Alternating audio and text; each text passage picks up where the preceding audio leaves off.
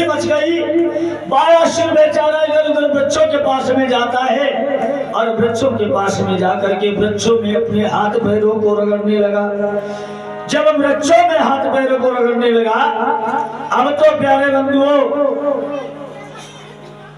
विचार करने लगा, क्या करूं, ये मेरे शरीर भुजाओं की खुजली कैसे शांत होगी। कोई योद्धा नहीं मिल रहा है, मिला ना कोई मुझे योद्धा, तो आके करो युद्ध जिसी के संग में मैं जाऊं। करो युद्ध जिसी के संग में जाऊं।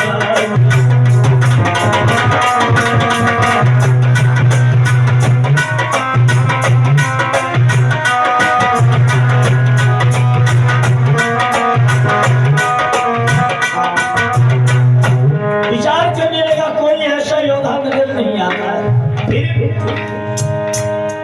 जिसने ये बल निकाला है, अब उसके पास में जाऊंगा।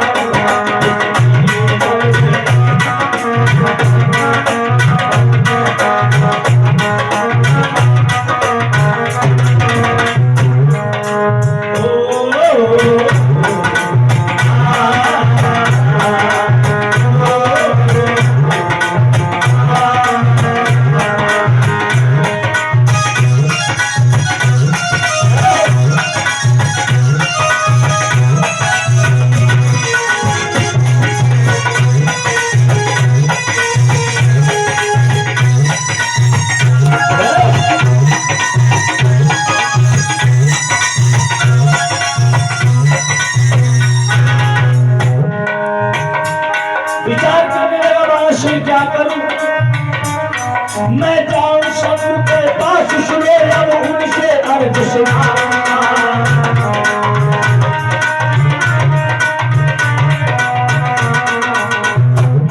मैं जाऊं सबके पास सुने तुमसे अर्ज सुना। मेरे बाबा ही रास्ता में ऐसा ले वचन सुना।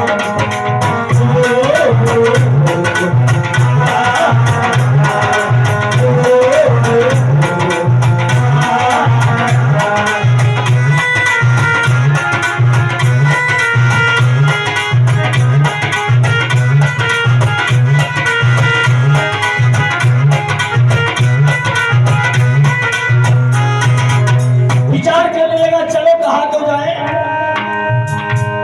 रथ को किया तैयार, सुनो भजना देव लगा।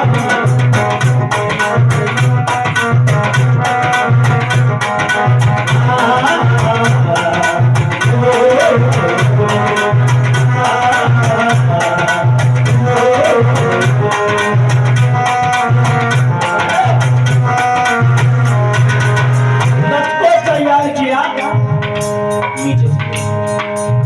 रथ पे बैठ लेता है। कोई योद्धा युद्ध करने के लिए तैयार होता है। कैलाश पर्वत की सीट लगा,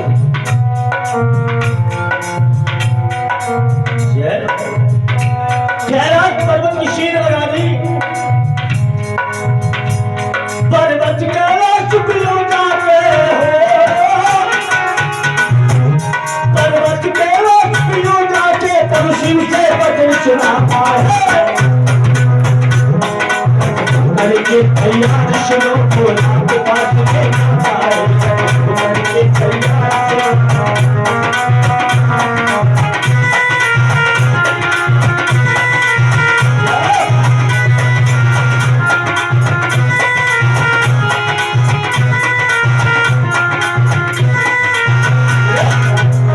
बायासुर ने अपने रथ को तैयार किया। जिस समय रथ को तैयार किया है, बैठ लेता है रथ पे और बैठ करके धीरे धीरे चल देता है। जाकर के कहाँ पहुंचा, फिर कैलाश पर्वत पे पहुंच गया। जाकर के जिस समय कैलाश पर्वत पे पहुंचा, भोले बाबा ने देखा, भक्तराज क्या बात है, क्यों आ गए हो आप। बाणासुर कहने लगा, प्रभु जो आपने ये बंधे रखा है ये बल जो है दिन दूना रात चौगुना आपके कहने के मुताबिक बढ़ता हुआ जा रहा है। लेकिन महाराज अब मेरे शरीर में इतना बल हो गया है कि शरीर में खुजली पैदा हो गई। कोई योद्धा मेरे सामने टिकता नहीं, पेड़ पौधों को भी मैं उठा के फेंक देता हूँ। जिस समय ऐसी बात गई भोले बाबा समझ गए इसके अंदर अहंकार आ गया है। तो भगवान कहते हैं मेरा भोजन क्या है?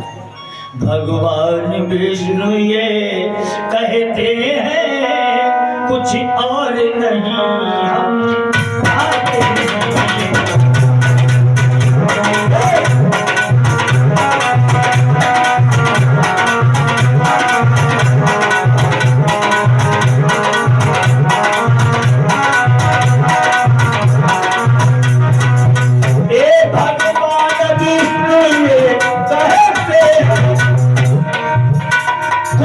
और नहीं हम खाते जिसके मन में है,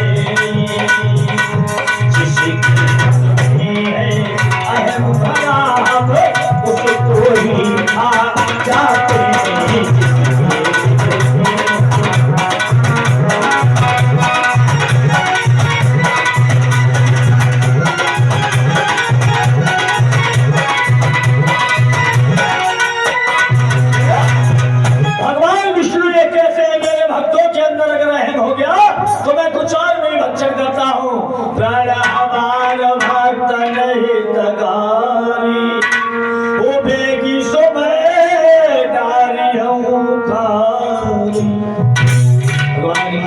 हमारा यही प्रण है, अगर किसी भक्त के हृदय में अहंकार का अंकुर जमाया ना तो मैं उसे उखाड़ के फेंक देता हूँ, नष्ट कर देता हूँ। कोई भी हो, कितना भी बड़ा भक्त क्यों न हो। भोले बाबा भी समझ गए किसके मन में अहंकार आ गया और अहंकार को नष्ट करना मेरा काम है। बोलो क्या चाहते हो प्रभु? या कोई योद्धा बतलाओ या तुम ही चल के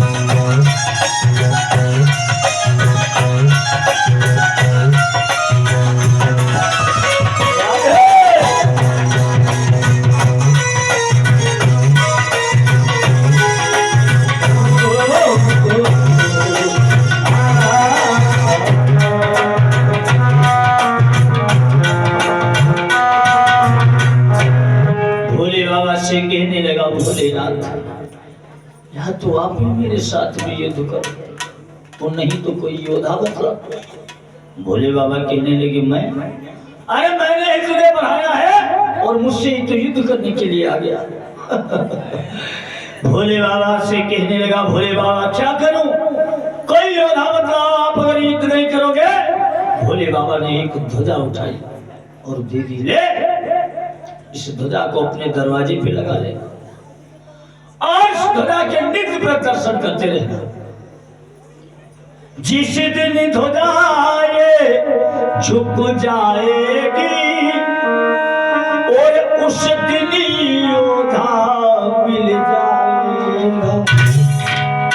बाणासुर, जिस दिन ये ध्वजा झुक जाए नीचे, संभाल के लगाना इसको, ये ध्वजा जिस दिन नीचे हो जाए उस दिन तुम्हें युद्ध करने वाला मिल जाएगा।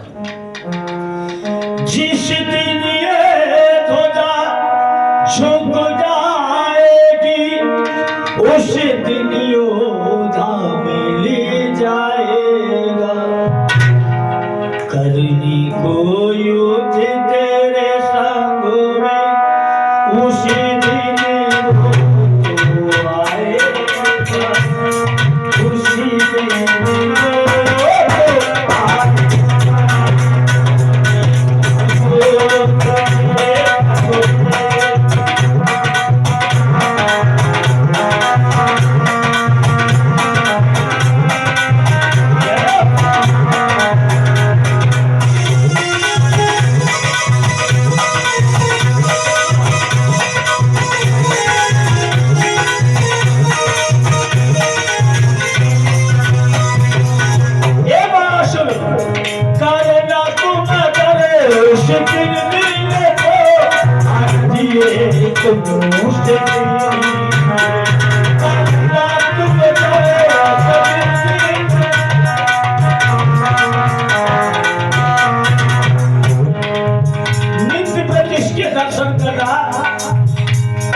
प्रसादे मेरा ये दिया हुआ कभी ना खाली जाएगा, कभी ना खाली जाएगा।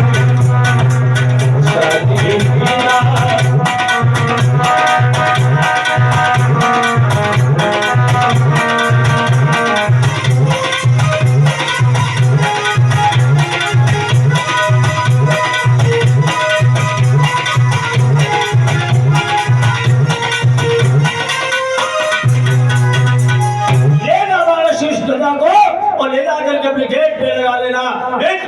दर्शन करना। जिस दिन ये ध्वजा तेरी झुक जाएगी उस दिन तुझे युद्ध करने वाला मिल जाएगा।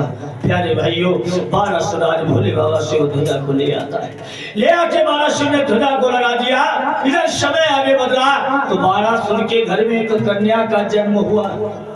बाणासुर के घर में एक लड़की का जन्म हुआ। जब जन्म हुआ उस कन्या का, और कन्या घर में तो आती है।